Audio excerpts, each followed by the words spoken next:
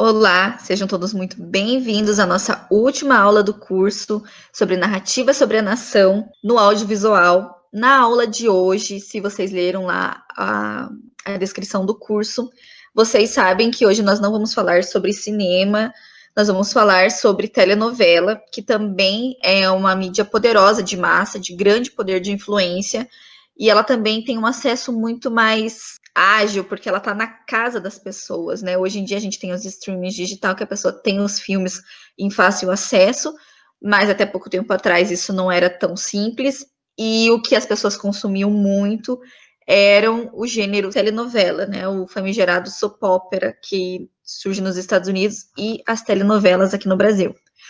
Na Turquia, é o gênero muito popular, lá é conhecido como Diziler, e são mais populares até que as séries norte-americanas que fazem sucesso aqui no Brasil, na América Latina e etc. Então, é sobre essa mídia de massa que a gente vai falar hoje, e a gente vai falar justamente sobre a representação dos curdos na televisão turca e como os curdos sofrem com uma estereotipificação, criando, né, uma relação forçada entre os curdos e o terrorismo, que a gente vai entender ao longo desse curso como funciona para poder identificar, né, como que isso está na narrativa e como isso é expresso para o público e tudo mais. Bom, antes de começar a entrar nessa parte mais da mídia e tudo mais, eu acho que a gente precisa só localizar algumas questões para quem ainda não sabe. A gente vai falar um pouquinho só sobre os curdos para vocês se localizarem e entenderem por que isso acontece na televisão turca e para a gente entender o processo em si. Bom, primeiro a gente vai falar sobre os curdos, então. Para quem não sabe, os curdos formam o maior conjunto étnico do mundo sem um Estado-nação. Aproximadamente 30 milhões de pessoas vivem na região hoje conhecida como Kurdistão, que de fato não é o Estado, é só uma região mesmo, porque ao longo dos processos de emancipação, no processo de pós-guerra e também nas redefinições de fronteira do Oriente Médio, os curdos foram desconsiderados, né? Ou foram levantadas outras questões durante os processos e os curdos não tiveram direito a criar o seu Estado. Então, eles estão ali divididos, né? Eu vou compartilhar aqui um mapa com vocês rapidamente. Eles estão divididos entre aqui. Ó, então aqui a gente tem o mapa da região do Kurdistão, conforme eu estava mencionando para vocês. Dá para ver, né, que aqui a região ali do Kurdistão, ele atravessa, ele tem uma região de fronteira, é uma região montanhosa, conforme nós vamos ver mais à frente, e tá ali, né, entre Turquia, Síria, Irã, Iraque, conforme eu mencionei. E, ó, se vocês repararem bem no mapa, a região verde, né, que é a do Kurdistão turco, ela é bem superior às outras regiões. Isso porque a maioria dos curdos estão na Turquia. Cerca de 20 milhões de pessoas curdas vivem na Turquia atualmente, e por isso também que é o recorte dessa pesquisa, né? Porque a Turquia hoje ocupa o lugar muito significativo. Se a gente pensar, por exemplo, no Brasil, com importação de novela, Brasil e México, que por muitos anos foram hegemônicos, né, nesse negócio de importação de novelas, a Turquia hoje é o país de maior importância na indústria cultural do Oriente Médio, e não só do Oriente Médio, né, ela importa muito para Brasil e Turquia, até o que foi o que possibilitou o acesso às fontes, né, levando em consideração que eu não falo turco. Então, para a gente entender, né, então a Turquia é um grande centro cultural, de produção cultural, né, televisiva hoje, e também tem 20 milhões de curdos que vivem na região, então é muito significativo essas estatísticas. O próximo mapa se trata justamente da região que a gente vai trabalhar na telenovela, que é Diyarbakir, Mardin e Midyat. Diyarbakir seria como se fosse, os curdos chamam de Ahmed, que seria a capital do Kurdistão, se o Kurdistão fosse um estado. Então, Diyarbakir é uma das principais cidades curdas e é bem nesse contexto que a novela é gravada. Então, para a gente entender e localizar qual contexto está se passando, está sendo narrado, né, esses processos. Então, para a gente entender, agora que a gente já sabe quem são os curdos, a gente precisa entender também a formação, o processo histórico da formação do Estado moderno turco, que se deu ali no início do século XX, né? Para ser mais preciso, a Turquia, o Estado moderno foi criado em 1923 e ela surge após a queda do Império Otomano na Primeira Guerra Mundial. E é muito importante a gente prestar atenção sobre o contexto de criação desse Estado. Então vamos lá. Primeiro assim, o nacionalismo turco, ele começa a ter grande influência e grande atuação a partir dos anos 1840, começa a ficar muito evidente, ele começa a se expandir mais rápido e através dos jovens turcos. E esse grupo é uma elite militar que estuda na Europa e também é um grupo que luta pró-independência e trava diversas guerras dentro do Império Otomano ainda, né? E posteriormente vira uma grande referência dentro do Estado em si, o Estado turco, no caso. Então a gente vai ter um militar que vai se destacar dentro desse contexto, né, nos jovens turcos, que é o Mustafa Kemal Atatürk, que vai ser o primeiro presidente do país. E Atatürk é um epíteto, então existe muito culto à personalidade do Atatürk até hoje, principalmente nos meios de comunicação, nas telenovelas, nas séries, nos filmes. É muito forte essa presença do Atatürk, porque o Atatürk fez uma revolução, não, ele fez uma série de reformas com a criação do Estado que possibilitou um alinhamento da Turquia, possibilitou não, mas tentou um alinhamento com a Turquia com o mundo ocidental, com França e Europa em geral. Como acho que muitas pessoas devem ter essa informação, mas se não tiver, eu vou comentar aqui. A Turquia é candidata a membro da União Europeia há alguns anos já. Esse processo da tentativa de entrada na União Europeia não é um processo que começou nos anos 2000, sabe? Então a gente precisa ter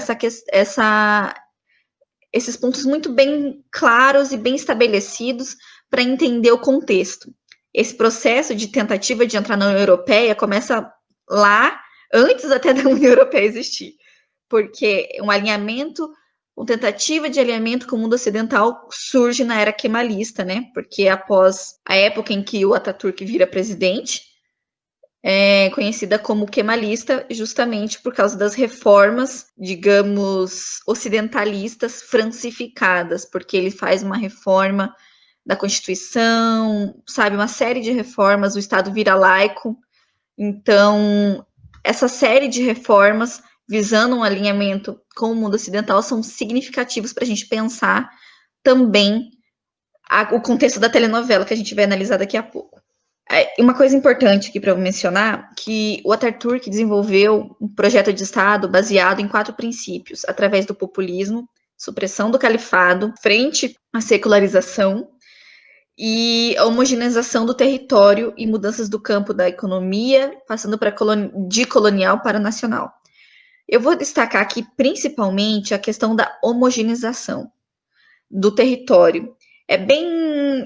É o conceito de uma nação, um povo, uma língua. O kemalismo em si, ele é ultranacionalista e o Atatürk também. Então existe essa tentativa de homogeneizar a nação, criando uma nação forte, soberana, pura, homogênea, de turcos, né? E isso acaba, né? Isso até antes da criação do Estado, em 1915 e até 1917, se não me engano, tem a questão do genocídio armênio. E também tem, ao longo de todo esse processo, a perseguição dos grupos minoritários como os curdos, por exemplo. E como eu mencionei, como isso é muito importante, durante o período kemalista, as perseguições contra minorias étnicas se intensificam muito, né? E slogans chauvinistas começam a ser expostos em vários lugares, né? Uma língua, um povo, uma bandeira. Quão feliz é ser um turco. Bandeiras são espalhadas por todos os lugares. Isso é uma coisa que a gente vê atualmente, né? Então você vê a Turquia é um país ultranacionalista ainda, então existem muitas bandeiras e slogans chauvinistas. O culto a Atatürk cresce muito, da mesma forma que o Islã é desencorajado, né? O Islã ele é desencorajado nas repartições públicas e o Atatürk ele vai dizer que a religião não serve para definir nacionalidade, ela não tem propriedade nenhuma para dizer nada sobre ser turco. Isso é muito ambíguo, conforme a gente vai vendo, na verdade, o discurso do kemalismo, ele é ambíguo. Durante esse processo kemalista também, surge uma nomeação para os grupos de curdos que viviam no país, que viram turcos da montanha. Isso porque faz referência, primeiro, à Cordilheira dos Agros e de Taurus, né? Ali é o mapa que eu mostrei para vocês, eu tenho um mapa legal que eu vou mostrar. Ó, eu tinha mostrado ali agora há pouco o mapa do Kurdistão, e não sei se vocês estão vendo o mouse, mas o Kurdistão está mais ou menos aqui. E pode ver, esse mapa em alto relevo é muito bom para explicar isso, né? Justamente que a região do Kurdistão ela é muito montanhosa. Isso também serve para a gente pensar a seguinte questão, né? Existe um ditado curdo que diz: os curdos não têm nenhum amigo a não ser as montanhas. Faz muito sentido nesse contexto. Enfim, voltando aqui ao sobre o kemalismo, né? Então, a gente entende que os curdos passam a ser renomeados, existe toda uma engenharia social de tirar grupos de curdos de determinados lugares, mandar para outros lugares. Nesse mesmo processo, gregos e turcos ortodoxos foram trocados, né? Então, manda os gregos cristãos para a Grécia e traz gregos, muçulmanos para a Turquia e assim por diante. Viram? É uma confusão, como eu falei, por mais que seja uma república laica, existe o desencorajamento do Islã, existe também essa questão de ser uma nação homogênea, então a religião também faz parte disso. E por isso que eu digo que é ambíguo. Bom, e nesse mesmo momento também se aumenta muito, né, as políticas, como eu tinha mencionado no começo dessa aula, de turquificação. E o que é, né? Turquificação nada mais é que um processo assimilacionista de forte cunho nacionalista, que visa imposição cultural e também prevê a homogeneização da nação. Então, o processo de turquificação torna tudo turco. Por isso que os curdos são renomeados como turcos da montanha. Não existe outra identidade possível a não ser turca. Essa é a questão. Nesse processo, né, foi promovido limpeza étnica em todo o território turco, houve mudança de aproximadamente 1,2 milhões de cristãos ortodoxos gregos para a Grécia, enquanto muçulmanos gregos foram devolvidos para a Turquia como parte de uma política de troca que eu tinha mencionado anteriormente. Né? Qualquer demonstração cultural foi banida, assim também como a violência linguística ela foi imposta, né? Então era proibido falar o idioma que não fosse o turco. E isso começou a valer tanto no âmbito público como no privado, porque as mães e os filhos eram proibidos de falar o idioma materno em casa. E muitas vezes os pais eram o agente que impunha essa regra. Então, para você ver o quão violento foi esse processo. Diversos conflitos étnicos passaram a ser frequentes nesse contexto, né? Então, o governo turco reforçou a repressão, camponeses curdos foram expostos a comportamentos degradantes, prisão arbitrárias, violências, torturas, estupros, uma série de violências contra grupos minoritários. Uma coisa importante também é que o Estado turco começa, né, a agir de forma colonial na região, porque ela começa a distribuir a população, né, de forma compulsória. Em 1934, é aprovada uma lei no parlamento turco, o nome, né, é Lei de Assentamento. Basicamente, essa lei divide a sociedade turca em grupos e zonas com finalidade de deportar curdos. E essas políticas, na verdade, fazem parte de uma engenharia social, de um ajuste na composição demográfica e tal. Não queria usar essa frase, mas é tipo assim, vamos separar, dividir para governar, sabe? É muito nesse sentido. Você diminui a concentração de curdos, você vê que eles estão se reunindo e tal, você separa eles para evitar qualquer problema, né, que possa ser um problema para o Estado. Os projetos assimilacionistas andaram junto, né, com a destruição cultural e material da população curda dentro do país, e a perseguição sempre foi uma política de Estado, não só na Turquia, eu estou falando mais da Turquia porque é o recorte dessa pesquisa, mas em toda a região do Kurdistão, tanto no Irã, no Iraque, na Síria, não foi diferente. Mas na Turquia também foi muito, muito violento. Também cabe mencionar rapidamente aqui, né, que a Turquia enfrentou ao todo 5 golpes militares, e mesmo todos esses golpes de alguma forma interferiram negativamente sobre a população curda. Então, para você ver que ao longo dos anos, a população curda vinha vindo sendo atingida de forma muito violenta pelo Estado. Uma coisa importante que eu não posso esquecer, deixar de mencionar de forma alguma, primeiro, assim, a gente não pode também tratar a população curda como coitadinha. Tipo, ai, perseguidos e tudo mais. Não nesse sentido. A gente precisa entender, primeiro, que assim, sobre o genocídio armênio, os curdos foram coniventes e eles ajudaram muito os turcos durante o genocídio armênio. Isso é conhecido, isso é reconhecido pela comunidade curda na Turquia, eles falam disso abertamente. E existe também todo um ressentimento do povo armênio contra os curdos por causa desse evento. E então, assim, né, não vamos colocar uma áurea de anjo também onde não existe. A gente precisa ser muito honesto nessa parte. E também que os curdos não ficaram lá só apanhando do Estado, né? Os curdos, eles tiveram vários processos de revoltas contra as imposições que estavam sendo colocadas sobre eles. Então, nos anos 20 e 30, houve uma série de levantes curdos, uma série de levantes curdos em respostas aos processos de turquificação que estavam muito intensos. Muitas pessoas foram assassinadas. Tem um nome aqui, eu vou tentar dizer, tá? Mas é um nome bem difícil. É o nome dos processos. Um que é Kodigiri, no ano de 1920, Sheikh Said, em 1925, Yagri Ararat, em 1927, e Dersim, em 1937. Então, são uma série de levantes curdos contra o Estado, justamente, né, atendendo essa demanda respondendo à forte repressão. A partir dos anos 50, então, os curdos começam a ter uma organização nacionalista um pouco mais elaborada, né? E nos anos 70 surge o principal grupo de atuação política em toda a região do Kurdistão, não só na Turquia, que é o PKK, que é o Partido dos Trabalhadores do Kurdistão. O grupo, né, o PKK, ele surge junto com aquela onda de descolonização do Oriente Médio ali pelos anos 70 e se tornou um grupo guerrilheiro, né? E no começo ele tinha grande apoio de grupos guerrilheiros como o Fatah e o FL, que eram grupos pró-Palestina e tudo mais. Então, o PKK surge nesse contexto. E desde o seu início, ele é considerado um grupo terrorista, justamente por ter esse caráter guerrilheiro e nacionalista.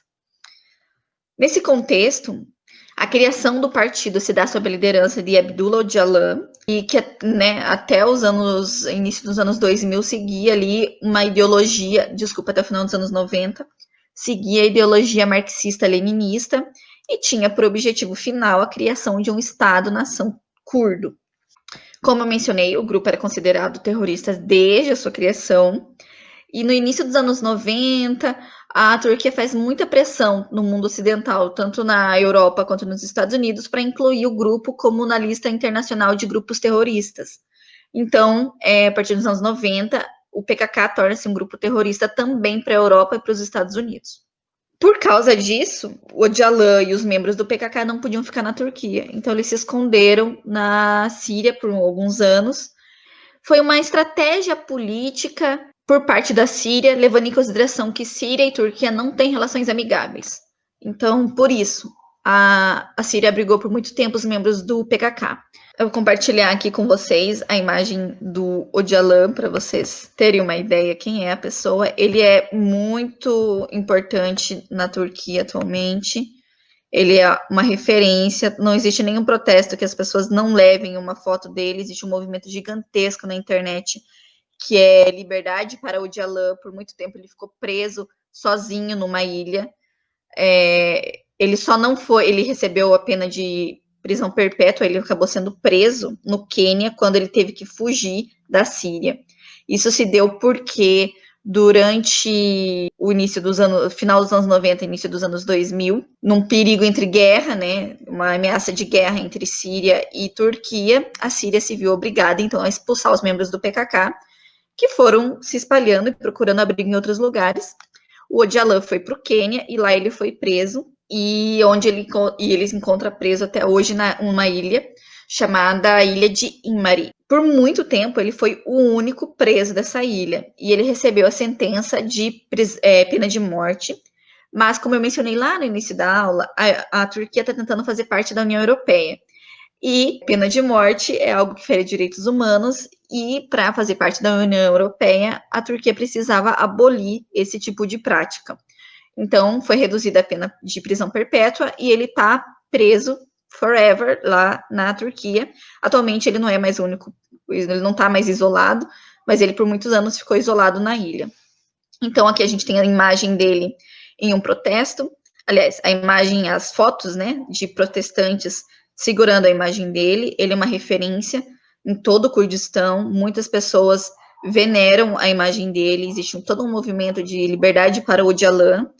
E aqui temos a fotinho dele, né, com a bandeira do PKK ao fundo. Na prisão, o Öcalan rompe com a perspectiva marxista-leninista e elabora uma nova proposta de autogestão para os povos do Kurdistão, a partir de leituras de Murray Bookchin. O Murray Bookchin é um anarquista norte-americano. Dentro da prisão, então, ele cria o confederalismo democrático como uma proposta libertária, que é o que está em andamento na Síria desde a Primavera Árabe. Desde 2012 está acontecendo essa revolução curda, e é baseado nos preceitos do Abdullah Öcalan. Eu não vou ter tempo suficiente aqui nessa videoaula para dizer para vocês detalhes sobre essa revolução, sobre os textos do Öcalan, o que o confederalismo democrático pensa enquanto proposta. Mas basicamente eles rompem com o marxismo e eles não têm mais a finalidade de criar um Estado curdo. Eles não querem mais um Estado porque eles entendem hoje que o Estado faz parte de mais opressão. Criar um Estado curdo vai criar mais opressão no Oriente Médio. Então, eles têm toda uma proposta de autogestão muito, muito interessante. Então, para quem tiver interesse sobre o assunto e quiser referências e tal, pode me mandar um e-mail e eu vou responder prontamente, tranquilamente, porque realmente o tempo desse curso não vai caber eu falar sobre isso. Então, agora vamos entrar na análise da fonte. Agora que eu já falei para vocês tudo isso, e é muito importante eu falar isso, eu não poderia não falar de tudo que eu falei sobre a criação do Estado turco, os processos de revolta e perseguição contra os curdos, e também o processo de emancipação curda que está em andamento na Síria, porque tudo isso interfere completamente sobre a visão que se tem da população curda dentro da Turquia. E a partir de agora a gente vai falar então sobre a fonte, que é a telenovela Sila, Prisioneira do Amor. Eu deixei no link do Drive, o link do episódio, aliás, na pasta do Drive, eu vou deixar um documento com alguns episódios. Acho que o primeiro e o último, até porque a novela tem 199 episódios, não precisa assistir tudo, a não ser que realmente queira. E eu também não aconselho, assim, você vai passar um pouco de raiva. Mas eu vou deixar ali o primeiro episódio e o último, cerca de 20 minutinhos cada um, para vocês entenderem um pouco sobre o contexto da narrativa. Então vamos lá. Primeiro, né, a sinopse. A história vai narrar a vida de Sila, de Ansu Dere, que é uma jovem pequena, que quando pequena ela foi vendida pelo seu pai curdo a uma rica família de Istambul turca, para que seus pais pudessem pagar o tratamento de saúde de seu irmão Azat, Cemal Toktaş. Sila cresce em Istambul e mais tarde seu pai biológico reaparece, né, sobre o pretexto de levar Sila de volta à sua cidade natal, já que sua mãe verdadeira estaria tendo um problema de saúde, estava prestes a morrer. Ele engana a Sila, basicamente, para levá-la de volta. E chegando lá, ela é envolvida em um blood feud, né, que é um feudo de sangue, é um conflito familiar, no qual o seu irmão, né, é o responsável. Ele roubou, sequestrou a filha de um importante líder político, que é um Arra, é um líder político tribal curdo. Então, o irmão da Sila, ele rouba, sequestra essa mulher. Nisso, a solução aplicada vai ser o berdel, que é uma cerimônia de troca de esposa. Então, o Celil, que é o pai da Sila, ele vai até Istambul para entregar a Sila numa cerimônia de troca de esposa para evitar que tanto o seu filho Assat como a Narin, que é a filha do líder tribal, sejam assassinados, porque é um crime de honra, como eu falei. Enfim, essa é a sinopse da telenovela. Ela é muito longa, vai ter uns devaneios, whatever, mas o mais importante está sobre essa sinopse, porque é exatamente sobre isso que a gente vai falar, que a gente vai analisar, né? Que eu trabalhei na minha monografia. Se alguém quiser também, vou deixar disponível para quem tiver interesse em ler. Enfim, vamos lá. Bom, Na análise da fonte, a gente vai entender que a Sila, prisioneira do amor, se insere na discussão conflituosa entre turcos e curdos, justamente por se tratar de uma produção televisiva que pretende expor a região de Bakur, que é a região do Kurdistão turco que eu mostrei no mapa ali no começo da aula. E essa exposição, na verdade, ela consiste na construção do imaginário coletivo sobre o outro, né, que é o curdo, como portadores de uma tradição retrógrada, atrasada, violenta, bárbara. Isso tudo não sou eu que estou dizendo, é o que está expresso na telenovela. E vocês observam pelas falas dos personagens que é essa a intuição. Dentro da construção narrativa, então você enxerga a tradição curda como atrasada e bárbara, em contradição com o estilo moderno da Turquia, que é Istambul, né? No caso, vai ser esse contraponto entre modernidade e tradição, vai ser entre Istambul e Mardin, né? Então, o tradicional contra a modernidade turca. E para compreender melhor, então, essa narrativa, a gente precisa se atentar principalmente para a palavra tradição, como eu falei, né? Tudo isso está muito expresso dentro das falas dos personagens. Então, eles usam muito o emprego da palavra tradição. A palavra tradição, ela está remetendo, no caso, como eu falei, a crimes de honra e feudos de sangue, que são os problemas principais das regiões mais camponesas, não só da Turquia, mas de várias partes do Oriente Médio, tá? Então, isso é importante, porque isso não é uma prática cultural curda especificamente, mas são práticas que acontecem em várias regiões do Oriente Médio e do leste europeu, e que não necessariamente são curdas, mas eles tratam na novela como se o crime de honra fosse uma prática cultural curda, unicamente curda, e como se os feudos de sangue também fosse uma prática cultural curda. Então a telenovela vai acabar tratando, né, desses processos de forma muito mais caricata, né? Então isso vai ficar expresso através do que na novela eles vão chamar de berdel, que é o processo de troca de esposa, que de fato existe isso. Não é assim tão útil, né? Como a gente acompanha o noticiário, o pessoal acaba realmente matando a mulher envolvida em um crime de honra. Mas tem o berdel, que é uma solução aí para evitar a morte da moça e do rapaz que, sei lá, fugiu com ela. E os feudos de sangue, na verdade, são conflitos, né? Na novela e também na Turquia, principalmente, são conflitos entre distribuição de terras e águas, e também são lutas entre clãs e tribos vizinhas, e são brigas que acontecem geralmente por várias gerações, de várias famílias, envolvem mortes, geralmente de homens, de vários homens da mesma família, então de gerações em gerações. São muito complexos, assim, é muito complexo para explicar aqui como acontece exatamente. Mas na novela vai ser basicamente isso: brigas familiares e entre clãs vizinhos por distribuição de terra e água. E o que eu chamo a atenção aqui é que a narrativa, na verdade, ela vai tentar ela vai desqualificar a formação tribal e cultural curda da mesma forma que o Ataturk fez durante o processo de turquificação, né? Durante o kemalismo, porque ele cria essa narrativa de que ser oriental é ser atrasado. Eu não sei se eu mencionei no início da aula, mas durante a reforma kemalista, eles tentaram se afastar de todo mundo oriental. Por isso que ele desencorajou o uso do véu, tudo que era oriental era atrasado e bárbaro. Por isso que ele vê um alinhamento com o mundo ocidental, e também por isso que ele enxerga no mundo oriental um atraso absurdo. Então a narrativa, ela traz isso, a novela traz isso. Você percebe isso, porque tudo que é oriental, no caso curdo, é atrasado, é violento, é terrorista. Tudo que é de Istambul é moderno e civilizado.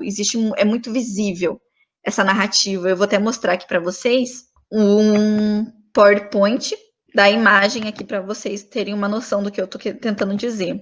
Aqui a gente tem a Constituição, então, entre modernidade e tradição, que é a Sila de Ansu Dere, está em sua mansão em Istambul, tomando um banho de sol com um biquíni, e o Boran Arra, que é o líder tribal, que eles vão ser um par romântico. E ele está representando, no caso, a tradição. Cabe mencionar aqui que a Turquia é um país laico, porém é um país de mais de 90% da população muçulmana. E, como todos estão vendo, a Sila não está usando um burkini. Isso é muito significativo, né? Porque está sendo proposto alguma coisa aí, né? Tem algo está sendo sugerido, e eu acho que é sobre isso que a gente precisa pensar. O que está sendo sugerido, né? A Sila, então, no caso, ela vai ser a portadora da modernidade, a pessoa que vai levar a modernidade para Mardin, que é onde Boran mora, né? Ela vai levar a civilização e a modernidade para a região mais afastada da Turquia, que é a região mais afastada de Istambul, desculpa, que é a região sudeste, onde mora o Boran e onde tem as tribos curdas. Boran é um líder tribal justo que vive a guerra interna entre manter a tradição e fazer o que é certo.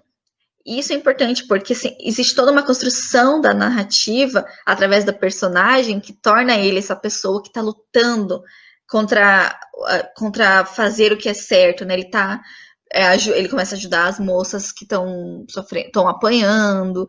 Ele, se tem alguma moça envolvida em algum crime de honra, ele ajuda a moça a fugir e tudo mais. Ao mesmo tempo que ele é muito desencorajado e muito reprimido pelo próprio clã. Então ele vive essa luta interna.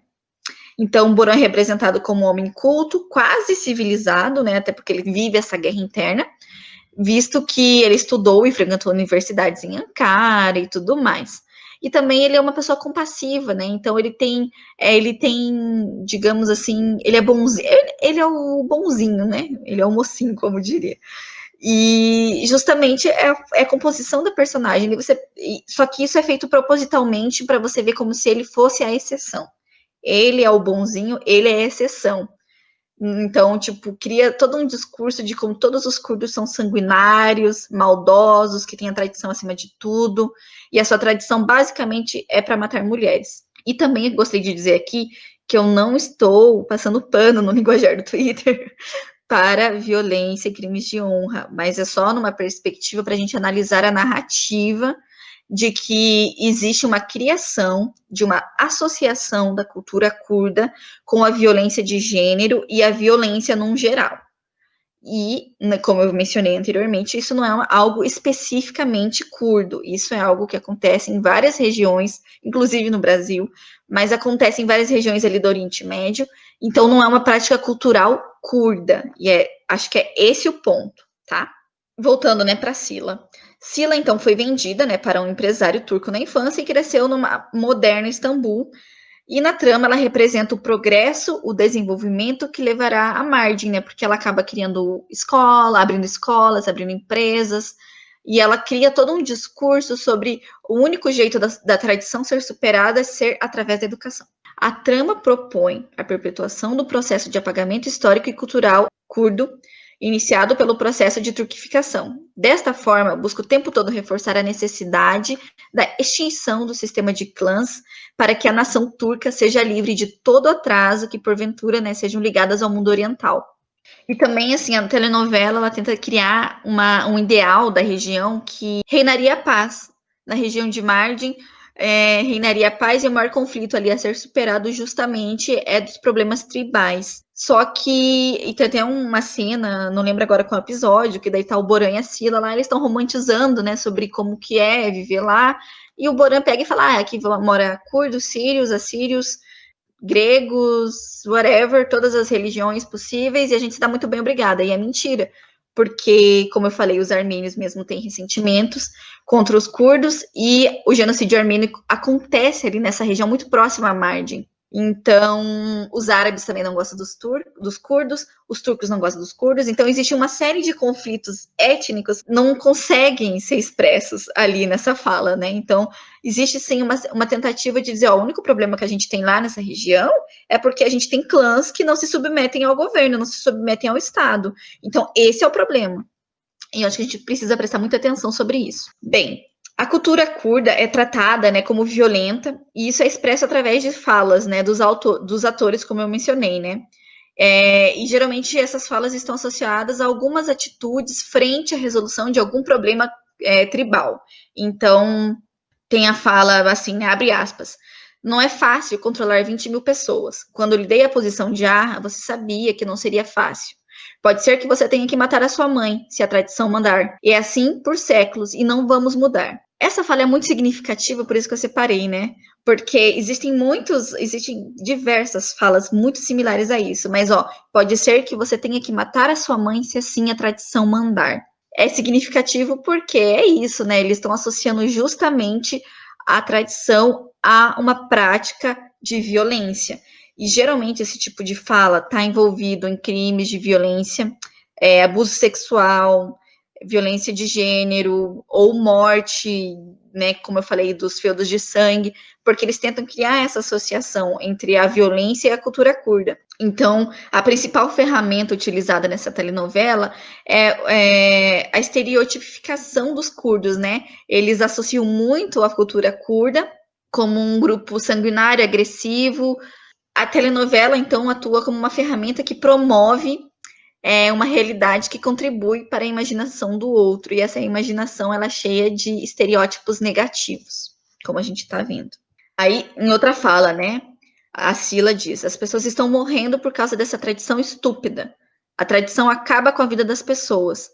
Então, falas como estas demonstram bem o tom que eles dão às tradições curdas. Como eu mencionei, sempre em contexto de estupro, morte, rapto e violência doméstica, para tentar criar essa associação entre a violência e a cultura curda.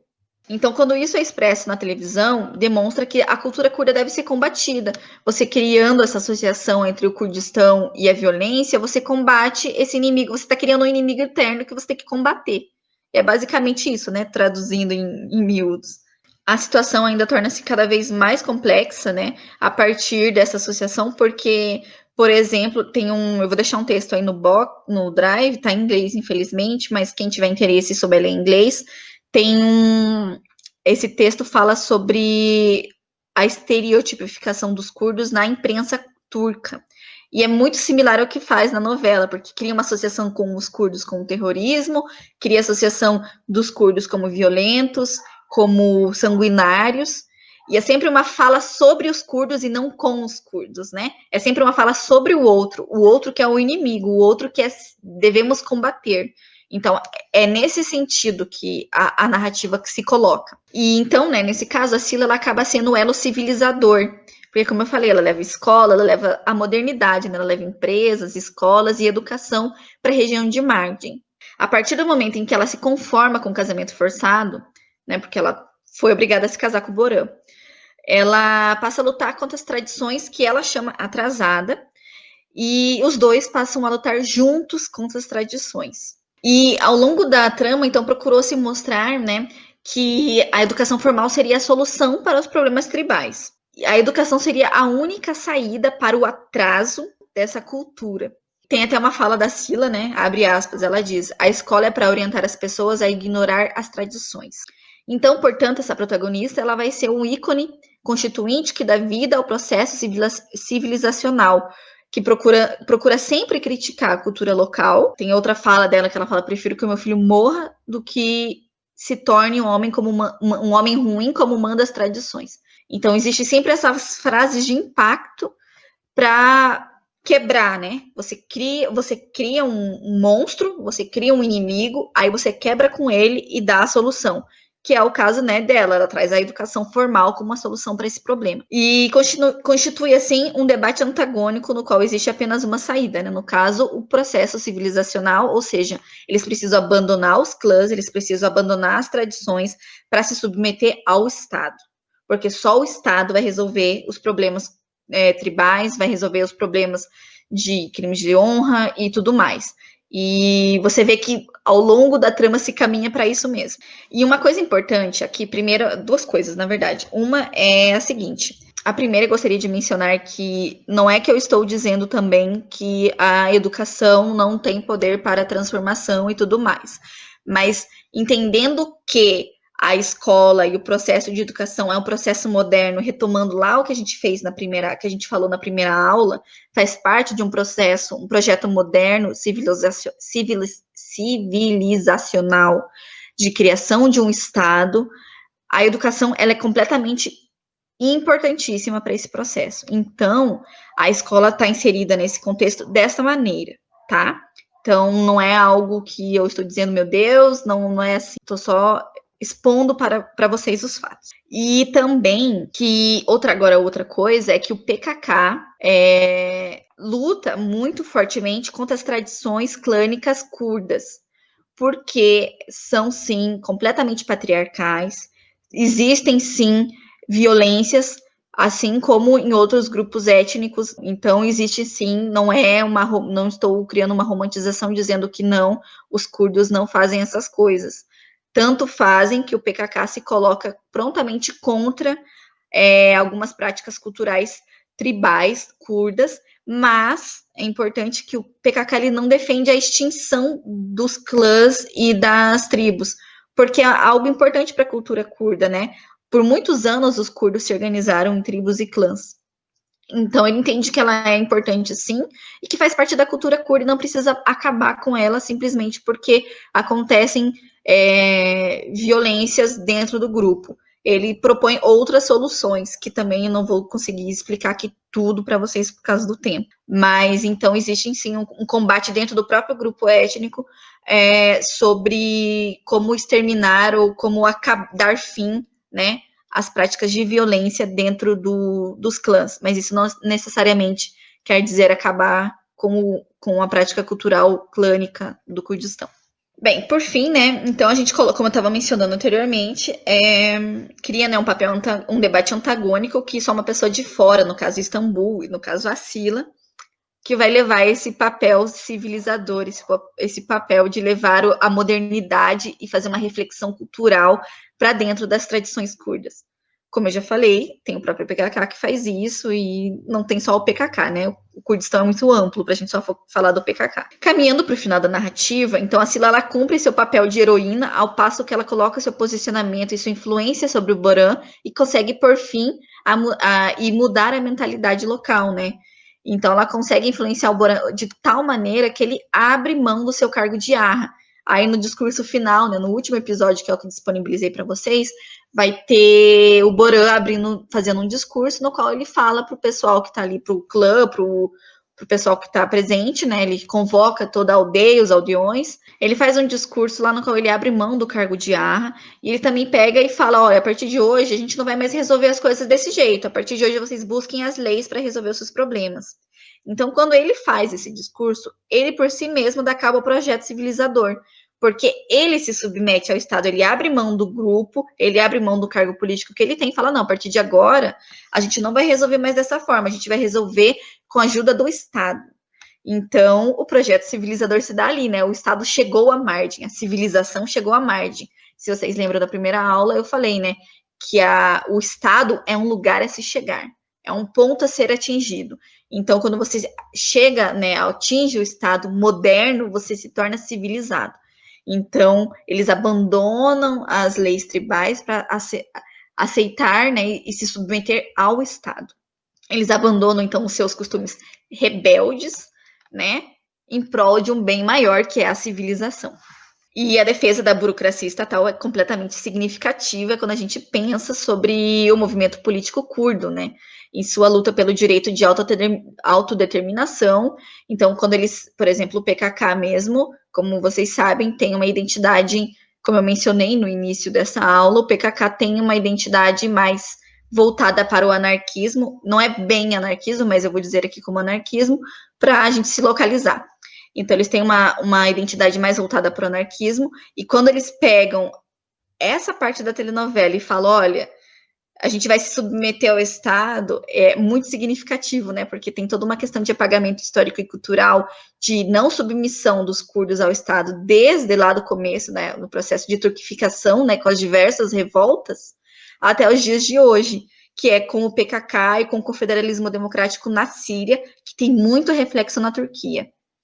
Então, é muito significativo a trama fazer isso. E quando o Boran, então, ele abre mão do sistema de clã, ele abre mão não apenas das suas tradições e de algo individual, né? Ele está abrindo mão de um aspecto cultural muito importante que representa boa parte do grupo étnico. Atualmente, nem todo curdo vive em uma tribo ou um clã no interior da Turquia, mas representa boa parte dos curdos, E por muito tempo os curdos se organizaram dessa forma. Então, é literalmente você dar fim a um processo histórico e cultural de um grupo étnico que não tem direito a ter um Estado. Eles não têm direito a ter um Estado e eles não têm direito a ter suas próprias organizações. Eles têm que se submeter a um Estado outro, no caso, o turco. E a fala final da trama é significativa no que concerne ao processo civilizador. Esse eu vou ter que citar quase que na íntegra para vocês entenderem. Aí uma voz em off aparece quando Cílio e Boran estão aparece a cena de Cílio e Boran dando a mão e sumindo no horizonte. Aí uma voz em off aparece e fala: e ninguém nunca mais ouviu e viu Sila e Boran. Eles lutaram muito pelo seu povo, eles acreditaram que as coisas poderiam mudar. Eles lutaram contra um pensamento primitivo, contra a ignorância e contra a tradição sem sentido.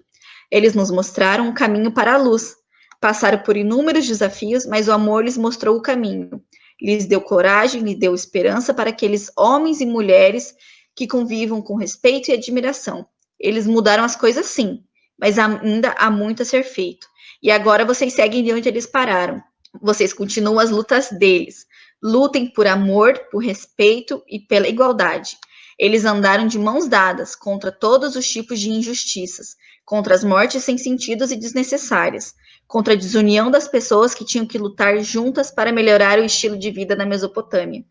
Gente, essa fala é muito significativa.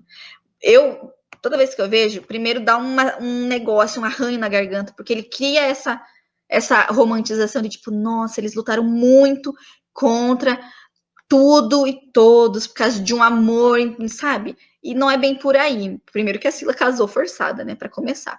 Mas essa é outra história, essa dá outra aula. Então, eles lutaram contra um pensamento primitivo. Olha, a associação entre o Oriente e o primitivo, contra a ignorância das tradições sem sentido. Então, né, a tradição sem sentido é a tradição do outro, não a sua. Vale lembrar que a Turquia é um país muito tradicional em questão de cultura e é muito a cultura turca, ela é muito forte, ela o tempo todo tenta se preservar, principalmente nos meios de comunicação. Então, as telenovelas reforçam muito a cultura turca. Então, você vê que essa tradição e cultura sem sentido é o do outro, no caso, o curdo. E então a Sila e o Boran, através da civilização, mostraram um caminho para a luz.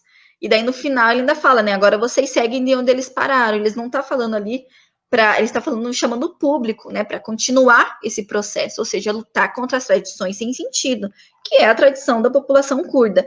É tudo muito óbvio nesse final, porque quando você acompanha a trama desde o começo, você vê que ela caminha para isso. Então é muito significativo, sabe? Então, como eu mencionei, esse final é muito simbólico, né? Se a gente pensa muito na história da Turquia, no processo de apagamento histórico e cultural da população curda dentro do país. Então, o processo modernizante e civilizatório implementado na Turquia são muito significativos para pensar o lugar do curdo dentro do projeto nacional turco. E a telenovela está inserida nisso, porque a telenovela ela é de 2006. Mesmo assim, a novela ela é muito recente, né? Se a gente pensar todo o processo histórico que a gente mencionou, né? Desde o século XX, no início do século XX. Mas ela é muito significativa porque ela é muito presente na mídia turca, ela é muito forte, ela é muito reforçada. E essa novela, ela não é um produto isolado. Existem outras séries e novelas que têm um cunho muito similar, sabe? Então, muitos filmes também retratam os curdos dessa forma muito estereotipada. Mas eu peguei a novela porque foi o que eu tive acesso e tudo mais. Estava em português, facilitou para mim. Então, assim, é muito importante a gente pensar o que na verdade, essa trama está querendo trazer, né? Não aqui para o Brasil, porque aqui, né, whatever, mas no sentido de produção cultural dentro da Turquia, né? O que ela está passando? Ela está passando valores da nação turca, que é a modernidade, a legislação, a civilização, que só é possível através do Estado. Outras coisas fora do Estado, fora da civilização, fora da modernidade, fora do ocidental, é atrasado, retrógrado, deve ser combatido. E aí eu vou finalizar aqui com uma citação muito importante para a gente entender. Ó, o final desse último capítulo é importante para a gente pensar o que a trama está tentando passar, desde o início. A construção de um ideal de outro, que a única forma de conseguir fazer parte de nós é através da adequação e assimilação cultural. Nesse aspecto, as produções televisivas são importantes à medida em que promovem um estilo de vida ideal. Nesse caso, a mídia influencia diretamente nas atitudes e percepção das audiências, construindo uma visão de mundo que reforça estereótipos negativos. Citando a Heloísa Buarque de Almeida, e muito mais coisas. Eu vou deixar lá na bibliografia. Enfim, gente, essa aula ficou extensa. Eu sei que é muita coisa que eu tive que passar, mas se eu não falasse de tudo isso, vocês não iam conseguir entender como a telenovela se insere nessa relação conflituosa, como eu mencionei. Enfim, é isso. Eu vou deixar o meu e-mail à disposição para quem tiver interesse em mais interesse sobre o assunto.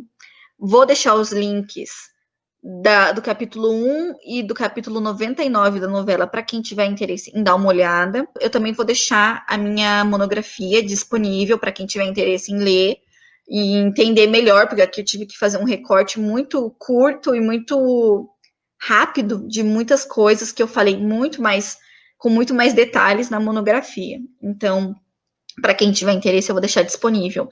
Eu agradeço imensamente a quem participou do curso, quem aguentou até a última aula, muito obrigada. Eu espero ver vocês nos e-mails e qualquer coisa a gente vai se falando, tá bom? Um beijo, um abraço e até mais. Tchau.